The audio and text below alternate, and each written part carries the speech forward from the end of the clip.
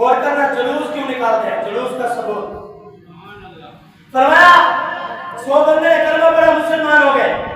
جب مسلمان ہوئے یا رسول اللہ چلے ہمارے ساتھ، میرے نبی کریم صلی اللہ علیہ وسلم کھڑے ہوئے، فرمایا یا رسول اللہ مدینے میں کافر ہیں، وہ آپ کو تکلیف پہنچائیں گے، آپ کو پریشان کریں گے، آپ ٹھہرے.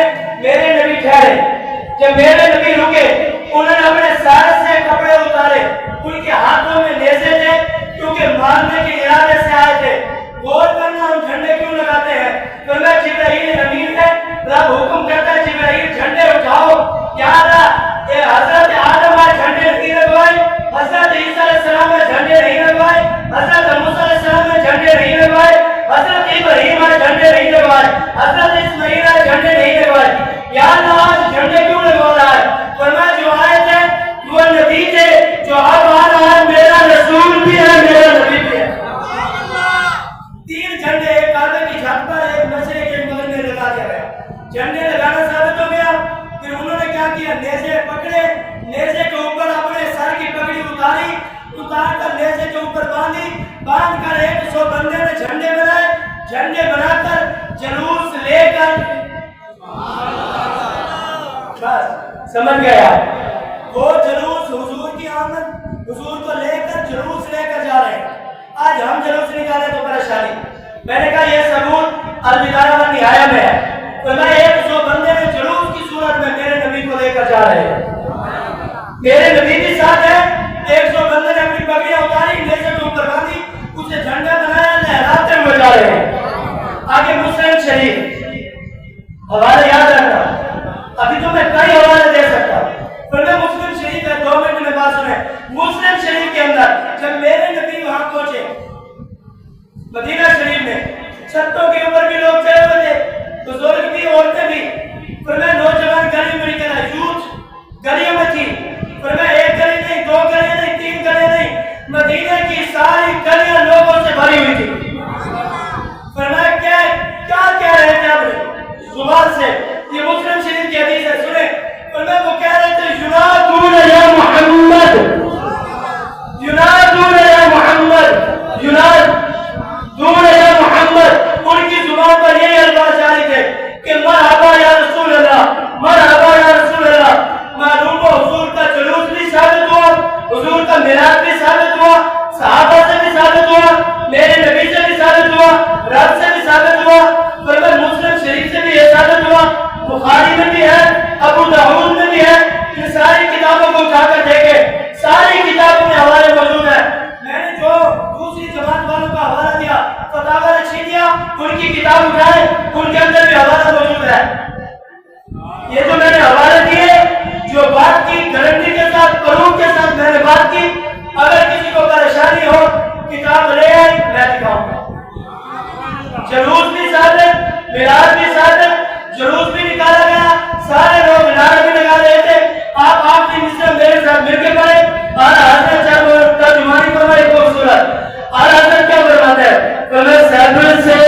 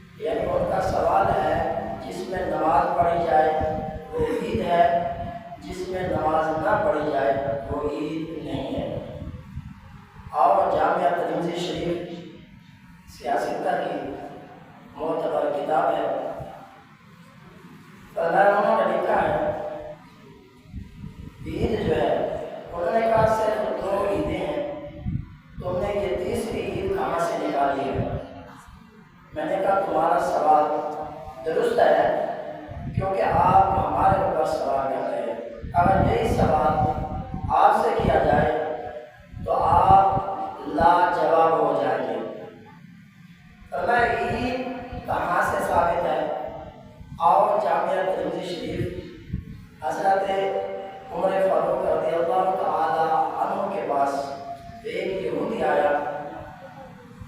کہنے لگا جو آپ کے اوپر آیات کریمہ نازل ہوئی ہے سورۃ المائدہ میں، فرمایا اگر یہی آیات بینات ہمارے اوپر نازل ہوتی تو ہم اس دن کو عید مناتے۔ فرمایا کہ اگر یہی آیات کریمہ ہمارے اوپر نازل ہوتی ہم عید مناتے تو حضرت فاروق اعظم نے یہ نہیں کہا 2 عیدیں ہیں، تیسری عید کہاں سے آ گئی؟ نانا حضرت فاروق اعظم نے خوبصورت جواب دیا، فرمایا یہ جو آپ کہہ رہے ہیں ہماری تو اسی دن 2 عیدیں ہیں، تم تو ایک ہی بات کر رہے ہو۔ یوم عرفہ 9 ذی الحج، فرمایا اس دن یوم عرفہ بھی تھا اور جمعہ بھی تھا۔ فرمایا ہمارے اوپر جب یہ آیات کریمہ نازل ہوئی اس وقت ہم نے 2 عیدیں ہمارے پاس ہیں، یعنی یہ حدیث بیان سے ثابت ہو گیا کہ آپ کہتے ہیں عید الاضحیٰ عید الفطر 2 عیدیں ہیں، میں نے یہ ثابت کیا 2 عیدیں اور بھی ہیں۔ فرمایا یوم عرفہ کا دن بھی تھا اور یوم جمعہ کا دن بھی تھا، فرمایا اسی دن ہماری تو 2 عیدیں ہو گئی۔ یہی سوال حضرت عبداللہ ابن عباس رضی اللہ تعالیٰ عنہ سے کیا گیا۔ فرمایا جب یہ آیت کریمہ نازل ہوئی سورۃ المائدہ کی کہ تمہارا دین مکمل ہو گیا، تو آپ نے فرمایا اسی دن تو ہماری 2 عیدیں تھیں۔ معلوم ہوا جب ایک قرآن کریم کی ایک آیات بینات آئی اسی دن صحابہ اس دن کو ایک عید نہیں 2 عیدیں منائیں۔ اگر صحابہ کرام 2 عیدیں منائیں ایک آیات بینات پر، ایک آیات پر 2 عیدیں منائی جائیں اور جس سینہ مصطفیٰ پر پورا قرآن نازل ہوا جب وہ سینہ دنیا میں آیا ہم عید منائیں تو آپ کہتے ہیں کہاں سے عید آ گئی؟ یہ تو عید نہیں ہے۔ میں نے کہا اگر صحابہ ایک آیات پر 2 عیدیں کہہ رہے ہیں ثبوت تمہارے سامنے ہے، پھر ہم اگر اسی سینہ مصطفیٰ پر پورا قرآن نازل ہوا جب جس سینہ مصطفیٰ پر قرآن نازل ہوا وہ مدینہ والا مصطفیٰ جب دنیا میں آئے ہم نے عید منائی ہے تو آپ کیوں پریشان ہو گئے؟ 12 ربیع الاول شمار کا دن میرے نبی کریم صلی اللہ علیہ وسلم کی دنیا پر ولادت باسعادت ہوئی۔ میلاد کسے کہا جاتا ہے؟ میلاد کا سادہ معنی یہ ہے کہ میلاد کا معنی ہے پیدا ہونا۔ اگر ہمارا بچہ پیدا ہو ہم ان کی خوشی کریں، کبھی کسی سے نہیں پوچھا یہ جائز ہے یا ناجائز ہے، یہ نہیں پوچھا کیا صحابہ نے بھی اپنے بیٹے کی پیدائش پر خوشی کی تھی، کبھی نہیں پوچھا۔ ہم اپنے بیٹے کی شادی کریں، کبھی نہیں پوچھا کہ صحابہ نے بیٹے کی شادی پر لائٹیں لگائی تھی، کبھی سوال نہیں اٹھتا۔ اگر یہ پوچھا جائے کیا صحابہ نے اپنے بیٹے کی شادی ایسے کی تھی جیسے تم اپنے بیٹے کی شادی کر رہے ہو، فرمایا پھر وہ خاموش ہو جاتے، کوئی جواب نہیں ملتا۔ جب وہ سیرت النبی کا جلسہ کریں ہم پوچھتے ہیں بتاؤ سیرت النبی کا جلسہ کیا صحابہ کرام نے کیا تھا؟ کہتے ہیں نہیں کیا تھا۔ میں نے کہا پھر تم کیوں کرتے ہو؟ اگر تم سیرت النبی کا جلسہ کرو تو وہ جائز، ہم میلاد النبی کریں تو وہ ناجائز۔ تم بھی آقا کا ذکر کرو ہم بھی آقا کا ذکر کریں، غور کریں میں حوالے کے ساتھ جواب دے رہا ہوں۔ اور دوسری بات یہ سوال پوچھا گیا جب نماز عید کی نماز ہم پڑھتے ہیں، کسی نے سوال کیا مولانا صاحب سے بتاؤ عید کی نماز کے بعد ہمارے نبی نے دعا مانگی تھی؟ انہوں نے کہا نہیں مانگی۔ فرمایا کیا صحابہ کرام نے عید کی نماز کے بعد دعا مانگی تھی؟ فرمایا نہیں مانگی۔ تابعین نے عید کی نماز کے بعد دعا مانگی تھی؟ فرمایا نہیں مانگی۔ میں نے پوچھا تم عید نماز کے بعد دعا کیوں مانگتے ہو؟ جب نبی نے نہیں مانگی، صحابہ نے نہیں مانگی، تابعین نے نہیں مانگی، تم کیوں مانگتے ہو؟ ہمیں کہتے ہو جو کام نبی نے نہیں کیا تم کرتے ہو یہ بدعت ہے۔ میں نے کہا جو کام نبی نے نہیں کیا تم کرتے ہو وہ کیسے درست ہو گیا؟ اگر تم عید کی نماز کے بعد دعا مانگو، حضور نے نہیں مانگی، صحابہ نے نہیں مانگی، تابعین نے نہیں مانگی، وہ جائز۔ جنازے کے بعد دعا کی باری ہے، تم کو نانا یہ کیوں مانگتے ہو؟ پھر ہمیں ثبوت کیا دیتے ہیں؟ نماز کے بعد دعا مانگنا جائز ہے، کیونکہ عید کی نماز وہ نماز ہے، نماز کے بعد دعا مانگنا جائز ہے۔ میں نے کہا جنازے کی نماز نماز ہے، نماز کے بعد دعا مانگنا بھی جائز ہے۔ کہتے ہیں تم ختم پڑھتے ہو، یہ ختم جو ہے نا یہ بدعت ہے، جس چیز پر ختم پڑھا جائے وہ حرام ہوتا ہے۔ آؤ حوالے کے ساتھ میں نے کہا بخاری شریف کا ختم کیا صحابہ نے دلایا تھا؟ کہا نہیں۔ میں نے کہا تابعین نے بخاری شریف کا ختم دلایا تھا؟ فرمایا نہیں۔ میں نے کہا تم کیوں ختم بخاری کرتے ہو؟ فرمایا یہ اچھا عمل ہے، یہ کرنا چاہیے۔ میں نے کہا ختم بخاری جائز تمہاری نظر میں تو ہماری نظر میں بھی ختم پاک جائز۔ سمجھ نہیں آ رہا؟ معلوم ہو وہ ختم پڑھے تو وہ جائز، وہ سیرت النبی کا جلسہ کرے تو جائز، وہ اپنے علماء کا جلوس نکالے تو وہ جائز۔ جب ہماری باری ہے ختم کی تو وہ حرام، یہ بدعت۔ بدعت کی تعریف کرنا بھی نہیں آتی ان کو۔ بدعت کی تعریف کیا ہے؟ بدعت کی قسمیں کتنی ہیں؟ فرمایا ختم بھی جائے، عید کے بعد دعا بھی جائے۔ اور تیسری بات فرمایا میں نے کہا حضور نے فرمایا مسجد کو چونا نہیں کرنا، ابو داؤد شریف میں حدیث ہے، تم اسے کیوں خوبصورت بناتے ہو؟ کہتے ہیں میں نے کہا حضور کے دور میں پکی مسجدیں تھی؟ فرمایا نہیں۔ میں نے کہا جب حضور کے دور میں پکی مسجد نہیں تھی تم نے کیوں بنائی؟ اگر تم نے بنائی فرماتے یہ جائز۔ میں نے کہا حضور کے منع کرنے کے بعد تم بناؤ تو وہ جائز، اگر وہ حدیث میں ہو، حدیث میں ثبوت بھی ہو، اگر ہم کہیں تو وہ ناجائز۔ فرمایا حضور نے منع کیا۔ میں نے کہا پھر خوبصورت کیوں بناتے ہو مساجد؟ فرماتے ہیں اس لیے بناتے ہیں کہ لوگ کچی مسجد میں نماز پڑھنے کیسے آئیں گے؟ آج تو لوگ وہ دیکھتے ہیں جہاں خوبصورتی ہو۔ میں نے کہا ٹھیک ہے تمہاری بات سمجھ میں آ گئی۔ چوتھی بات میں نے کہا یہ جو تم نے مدرسہ بنایا، پکا مدرسہ، بچوں کا لباس، علیحدہ کمرہ، خوبصورت بنایا، دروازے لگائے، کھڑکیاں لگائی، کیا صحابہ جب دور تھا میرے نبی کا اس وقت یہ تھے؟ فرمایا نہیں۔ میں نے کہا پھر تم کیوں کرتے ہو؟ میں نے کہا میرے نبی نے گدھے کی سواری کی ہے، تم لینڈ کروزر پہ کیوں چلتے ہو؟ گدھے کی سواری کرو۔ جو کہتے حضور کے دور میں نہیں تھا بعد میں جو کام کیا جائے تم کہتے ہو وہ بدعت ہے۔ اگر بدعت ہے میرے نبی نے سواری نہیں کی تم سواری کرنا چھوڑ دو، گدھے کی سواری کرو، کیوں اس سواری پہ چڑھتے ہو؟ میں نے کہا میرے نبی نے یہ واسکٹ پہنی تھی؟ پر میں نہیں۔ میں نے کہا اتار دو، جو کام نبی نے نہیں کیا اسے چھوڑ دو۔ میں نے کہا جمعے کی اذان میرے نبی کے دور میں تھی؟ پر میں نہیں۔ میں نے کہا پھر جمعے کی دوسری اذان بند کرو۔ میں نے کہا جماعت کے ساتھ تراویح میرے نبی کے دور میں تھی؟ پر میں نہیں۔ میں نے کہا پھر تراویح جماعت کے ساتھ پڑھنا بند کرو۔ معلوم ہوا جو کام نبی کے دور میں نہیں ہے پھر آپ بھی نہ کریں۔ میں نے کہا یہ جو مدرسہ بنایا بچوں کو عمدہ لباس بنایا یہ کیوں کیا؟ فرمایا وہ اصحاب صفا حضور کا مدرسہ تھا۔ میں نے کہا وہ تو ایک درخت تھا، پورا آسمان تھا، چھت بھی نہیں تھی، آپ بھی آج ویسا مدرسہ بنائے؟ کہتے نہیں نہیں یہ تو جائز ہے۔ میں نے کہا اگر حضور کے دور میں نہیں تھا آپ کے دور میں جائز ہے؟ پھر دلیل کیا دیتے ہیں؟ جائز یہ ہے کہ ہم نے اسے دین نہیں سمجھا کیونکہ یہ دین کے لیے کام تھا۔ میں نے کہا بتاؤ میرے نبی کے دور میں یہ لاؤڈ اسپیکر تھا؟ فرمایا نہیں تھا۔ میں نے کہا بند کرو۔ میں نے کہا میرے نبی نے یہ اعلان کیا تھا جیسے آپ تم کہہ رہے ہو مسجد کے اندر پنکھا لگانا ہے چندہ دو؟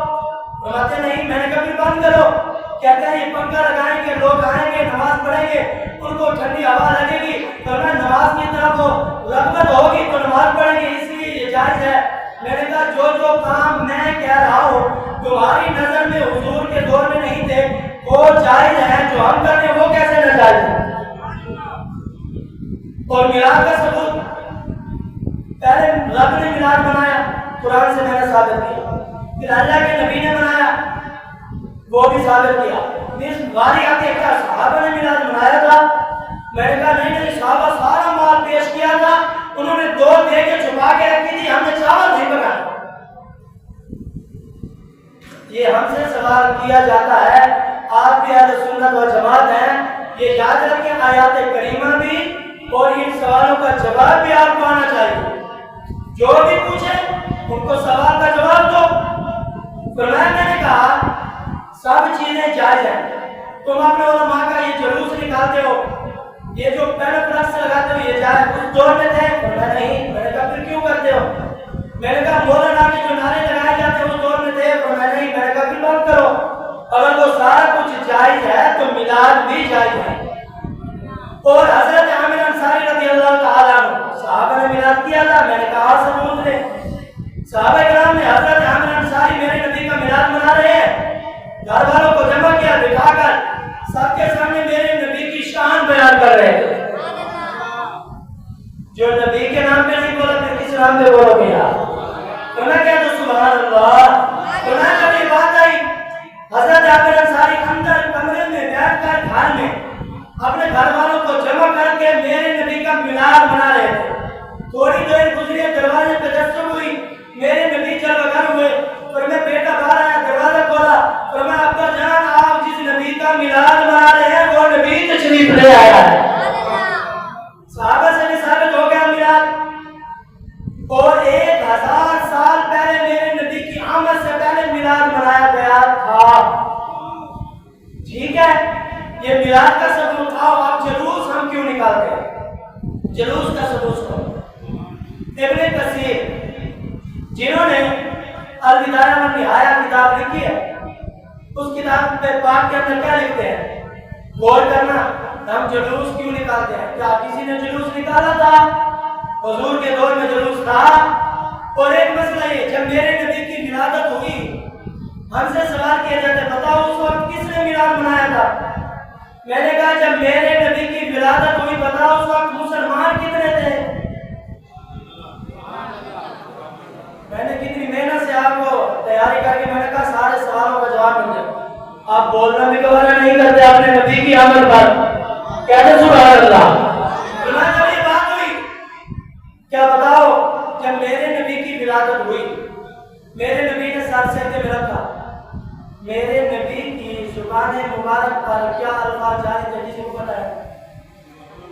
میرے نبی کی ولادت ہوئی، جب میرے نبی آئے سرما لگا ہوا تھا، تیل لگا ہوا تھا، یہ مانگ نکلی ہوئی تھی، ختنہ کیا ہوا تھا۔ میرے نبی جب دنیا میں جلوہ گر ہوئے سب سے پہلے میرے نبی نے سجدہ کیا، سجدہ کر کے حضور نے کہا رب ابری امتی۔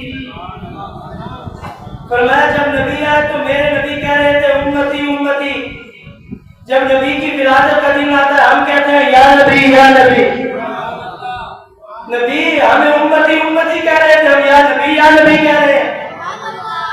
حضور ہمیں یاد کر رہے تھے، ہم حضور کو یاد کر رہے ہیں۔ فرماتے ہیں اچھا اس وقت تو سارے کافر تھے؟ میں نے کہا معلوم ہوا میلاد کافر نہیں مناتے مومن مناتے ہیں۔ جب میرے نبی مکہ سے چلے جلوس کا ثبوت سنے بات ختم۔ ابن کثیر انہوں نے اپنی کتاب کے اندر البدایہ والنہایہ میں لکھا ہے میرے نبی آرام فرماتے ہوا چل رہی تھی، مٹی اڑ رہی تھی، میرے نبی نے اپنے چہرے کے اوپر چادر ڈالی ہوئی تھی۔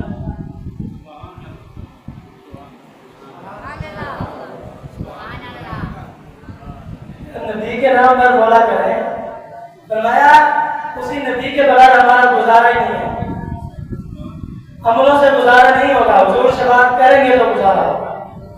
فرمایا انہوں نے اپنی کتاب میں لکھا 100 بندے لے کر ایک بندہ آیا قریظہ، جب وہ آیا نا تو اس بلا میرے نبی کو قتل کرنے کے ارادے سے آیا، 100 بندے ان کے ساتھ تھے، وہ مسلمان نہیں تھے کافر تھے۔